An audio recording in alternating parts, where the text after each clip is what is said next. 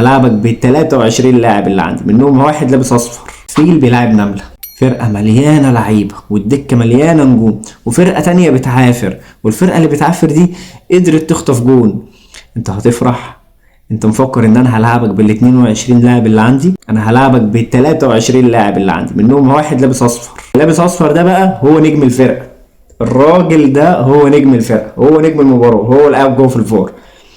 مش ال 22 لاعب نجوم، لا ده في نجوم تانية، في 4 5 نجوم كده متنطورين حوالينا انت مش واخد بالك منهم، دول اللي احنا هنكسبك بيهم ان شاء الله. لو ال 22 عاقل في الملعب ما عرفوش يعملوا حاجه. الصوره هي اللي بتتكلم. ليه تحرم زد من الفوز يا كابتن؟ جون يا كابتن، فين الاوفسايد يا كابتن؟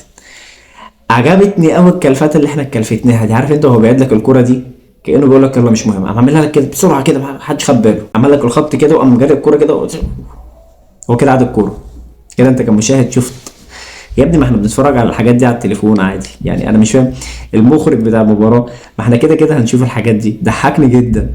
احنا كده كده بنراجع كل اللي انت بتعمله، وبنجيب احنا الصوره وبنثبتها وبنرسم الخطوط كمان.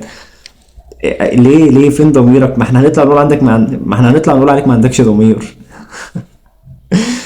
ايه يا كابتن مستعجل ليه؟ ما ترسم الخط واتكلم وقول واشرح، وخلي المشاهد كده يقول اه فعلا الراجل ده متسلل.